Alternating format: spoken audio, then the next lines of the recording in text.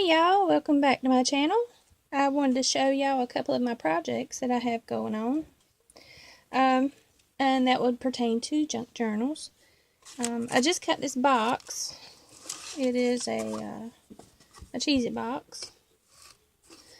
But you can cut the sides and the bottom and the tab things off. And then you have a perfect book cover for a junk journal. You can cut it down to whatever size you want if you want it smaller. It's got a great little place for your binding. It's really nice. Here's one that, it was a it was just onion soup mix box. And I gessoed the outside, priming it up. Might have to sand that down a little bit there. That's another one, smaller one. But anyway, the main one is, I have gutted this one. This was a Reader's Digest book.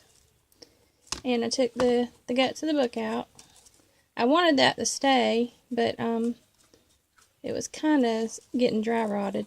So what I'm going to do is take this original binding part, and I'm probably going to put my signatures into this binding, or spine, I mean, not binding, spine, and then glue it all back in there real nice and neat.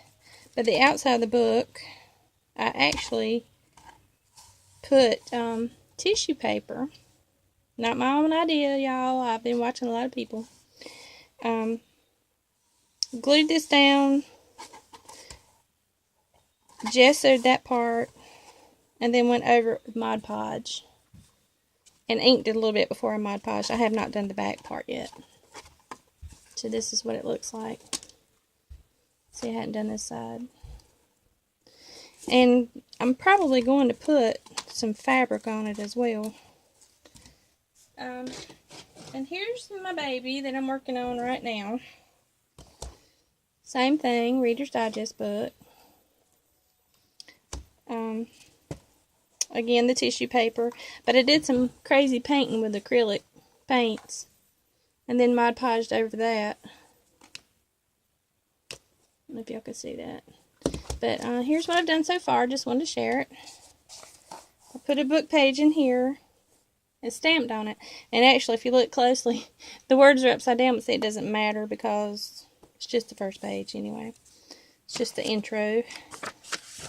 I put a coffee stained paper over that one. That's one of the original pages. I'm going to leave this one. It's an original. I did not gut this book, by the way. I used craftyirina's technique for taking like every 8 pages out and keeping 3. But if you'll check her channel out, she's got an excellent way to alter a book. I'm going to cover this one up too. This is coffee dyed paper. This one I just gessoed over the words. I may do something different. Coffee dyed paper. There's a, well, coffee dyed paper too. But this is a page from an old dictionary. Actually from my college days. And this is a pocket where I glued 2 pages together and made a pocket. And this particular one, I put a recipe from an old recipe book. But whoever gets this can actually put whatever they want to in it. If it's not recipes, it could be anything. This particular one is a coffee dyed sheet. And I've glued down part of it onto this original page. This part is a stencil. And I used some distress ink, not this color, but I used Vintage Photo, I believe. And before I put it in the book, I also sewed around. And what I'm going to do is end up gluing this down.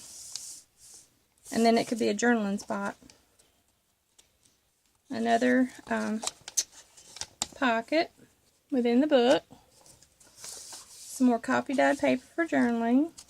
Here was one of those books from my thrift haul from last week. I glued 3 sides and then left the middle as a pocket. Another coffee dyed sheet. Here is what they call a belly band. It's a piece of lace off of my grandmother's old lace tablecloth. And I made a little booklet. If I can remember who did this. I want to say it was Patricia Viramonte. It's like regular copy paper, halved, coffee stained, and then you just fold them together like a book, and then you sew. You got a little booklet for journaling. So I just stuck this right under this little belly band. This one's some dictionary paper, music paper, another little pocket. This one I put Oh My Darling in there. Glued down 3 sides. There's a pocket. All the pages are not done. I'm in the process. Here I'm going to start some sewing ephemera. I made this little pocket out of coffee dyed paper. I sewed it before I put it in the book. Then I glued down 3 sides. So there's your nice pocket. And this is an envelope that I embossed. It's just a regular envelope. But I embossed it in my Sizzix machine. And then I took my distress ink and took the little sponge applicators. I don't have one right here. And just kind of lightly distressed it. And I thought it turned out